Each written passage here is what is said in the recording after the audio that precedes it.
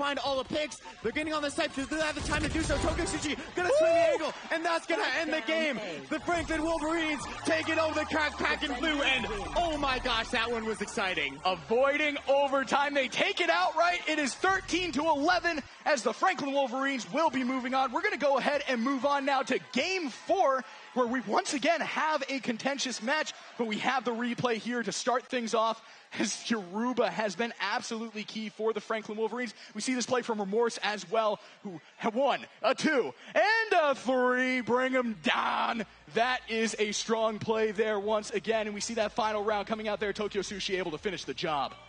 Yeah, and one of the contributing factors to that is the Wolverines coach, Vec, is actually a semi-pro Rainbow Six Siege player and coach. So this team is talented on all sides, on all fronts, and you can tell why, because they were dominant in the end of that match. It didn't even matter. It did not matter. It was just fun for them. They were able to take it there. Man, that is what you want. That is what you get when you come over to the XP League. Speaking of the XP League, we've got some Rocket League action over in the Fortress. We're going to send you right over there. Let's go. You know what? We're not going to delay here. Let's head over to Game 2 with the Franklin Stealth and FC Dragons. Game number 4 here, game number 5. Nearly 2 minutes left and double shot off the post. This is a do or die, dead even. Are you excited here for this one, partner? Absolutely. Both teams still yet to get a score on the board. We see both teams really focusing on their defensive play here, as they know how important this last match is. They've worked so hard to both get 2 victories of their own. Who do you think's going to take it? Right now, I think it's dead even. If I were a betting man, I'd say Franklin Stealth only because of the seeding. But no one knows right now. It's a coin toss. Game 5, 0-0, under 2 minutes left to play as Spooky Yogurt plays it across, trying to go down into the corner. They'll play it now into the corner of the FC Dragons. Franklin Stealth trying to pressure, holding it off the wall. That one will be cleared off the roof. Spooky Yogurt misplays it, and they have a chance out in front. And that one will be hit up the wall. And a rebound shot saved by Icy Fire. Excellent play. We see the FC Dragons, though, keeping the ball in play. We're going to see the shot from Chicken unfortunately get blocked by Spooky Yogurt. Yogurt doing a great job there to get in the way. And as we see this, we're going to see Icy Fire with an absolutely crazy shot from across the arena. Spooky Yogurt stealing the goal at the last second, getting the assist. But what a performance there from the Franklin Stealth to get that first goal on the board. Tell you what, partner, I really don't think that was stolen. That went off. That was going to go off the post. Icy Fire clearing the way and getting that one into bump in with 1:15 left to go. Bonnie trying to hold it in into the FC Dragon side. So now what do we see from the Stealth? Do they go full on defense? Do they try not to change anything? Are they feeling themselves? I do not know what the right play in this situation is. I would personally say just keep doing what you're doing. Don't overthink it too much. And on the other side, if you're the FC Dragons, now's the time to pull out all the stops as they try to go off the wall, centering it out in front, and that one's not going to go. And a rebound will try to be bumped on in front, and a shot going off the backboard. Good save by Icy Fire. That one's still held alive. FC Maxi not able to go. Into the corner now. FC Dragons trying to keep this one up. Chicken out to the side, bumped along into the opposite corner. Chicken tracking it down, and they'll keep it into the center of the pitch. 24 seconds left. Trying to clear it out to the other way. Chicken with a shot, and that one gets blocked. And a rebound out in front, and a good demo by Chicken to take Pawnee out of the running for the crease as they get it out in front. Not able to go, and that one's hit to the side. 8 seconds left. Coming down to the wire here for the Dragons.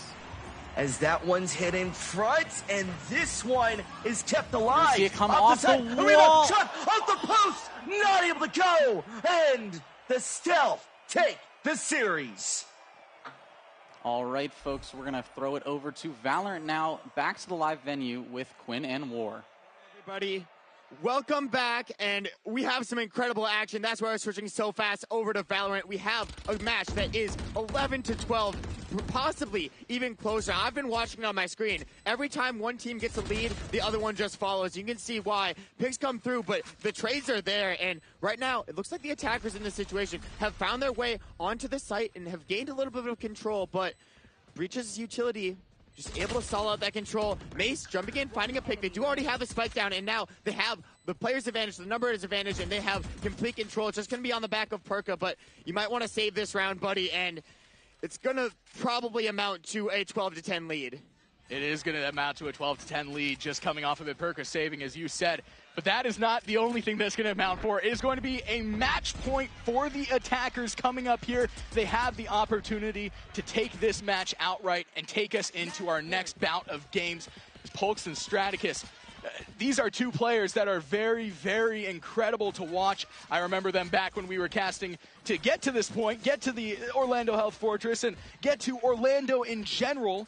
These two really stood out in terms of frags, in terms of strategy. This team in general is very strong, and they have 4 ultimates to use. So not only do they have the numbers advantage, not only do they have the point advantage, they have the ults.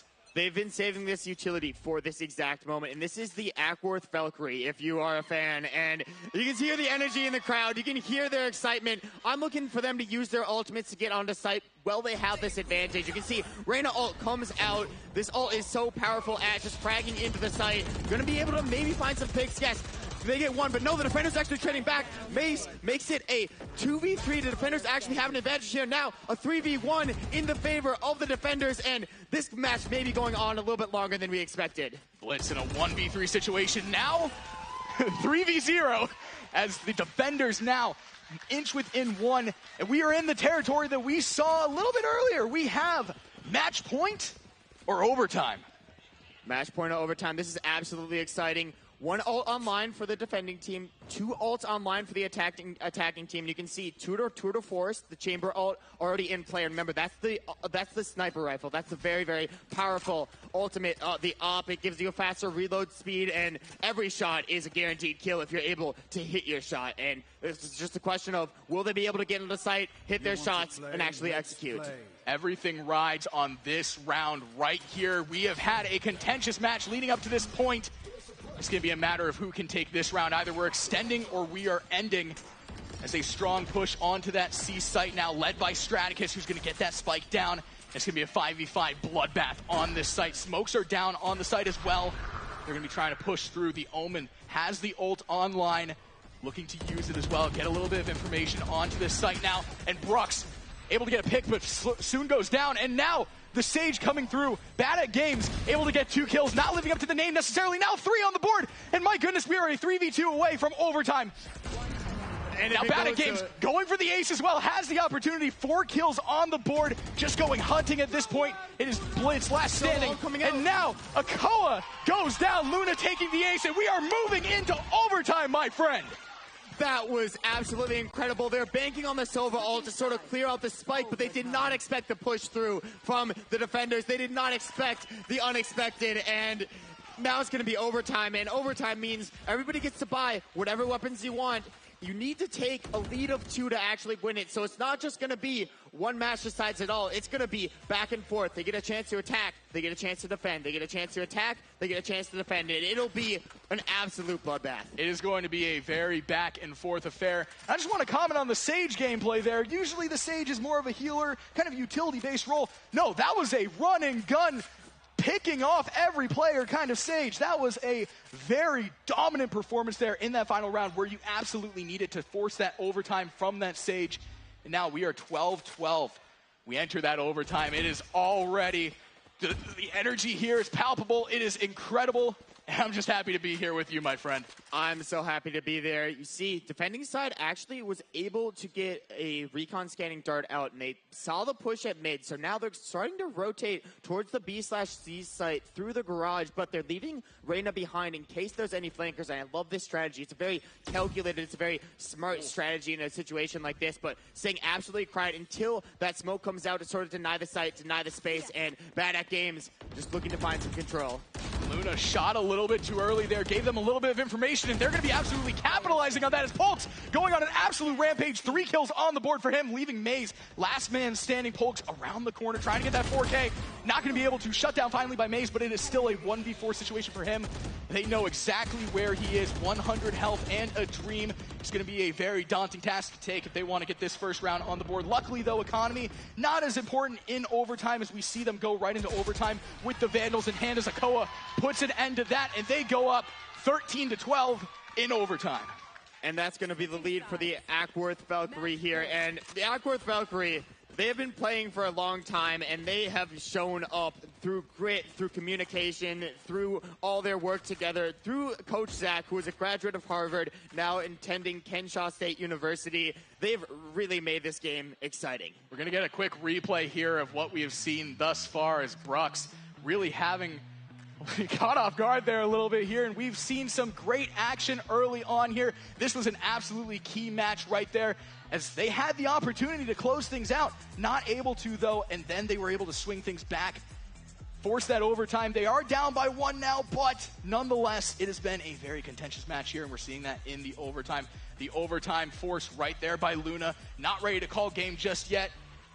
We see the push onto this site now, and Polks just absolutely popping off, to be expected. The defenders able to get the first round in overtime. We move into game 4 now, and we go right into it. It is a 1v4 situation, blow for blow, as Polks goes down. And out of that replay, now we're all tied up. 13-13, and we start to see that. It's the defender-sided map. Most maps are slightly defender-sided. This one, a little bit less than the others, but still very, very defender-sided. So I'm interested to see the mind games here, because you get a chance on attack, and you get a chance on defense, and after that you get another chance on attack. And it's going to be Mace's team on attack, while the Valkyrie are on the defense in this situation. So I'm interested to see, will they switch sites? Because the Sova on at least the defending side has been super clinical with the shock darts, just finding the exact position that the enemies are pushing and, you know, setting it up great. Get a tactical timeout coming in here, both of them trying to get that strategy going. You know, it is very difficult in overtime to mount some momentum. I think that is what is different from overtime and just regular gameplay, is you really struggle to mount momentum, get in the enemy's head. You can really snowball, especially on the attacker side of thing, if you know, take a site, take another site, and then they don't know exactly which site you're going to go to next, because you've proven that you can take in both, or in this case, 3 sites. If you take all 3 at one point, you've proven that you are dominant in this game. Yeah, I'm interested to see some of these split pushes, because we've seen a lot of the players just pushing onto the site from the 2 conventional angles. But if you do opt to push 2 different sites, that might be a strategy. They might be hearing what I'm saying and may implement it, hopefully. But if you do opt to push into 2 different sites, that means that you can sort of control 2 different areas and set your team in a really, really good spot to get picks on the rotating players. And they don't know the spike is until they get a pick. So it could be in any of these players' inventories, in any of these players' hands, in anybody's grasps, as I believe overtime or the timeout has ended, and we're going to be hopping into game. And coming out of a timeout, you never know what to expect. Strategy has been talked about for the last minute, both sides taking advantage of that tactical timeout. And we could see some very different things coming out here, but so far, mid-push coming out for the attacker's side is going to be a matter of whether the Valkyrie can respond to it. So they're grouping over towards that C site here, and now very strong presence at that midpoint. It looks like they have a little bit of information on them some way, somehow. So we see Bad at Games able to get the first pick on Polks, and now they have the personnel advantage over the Valkyrie, trying to mount a push into this B site.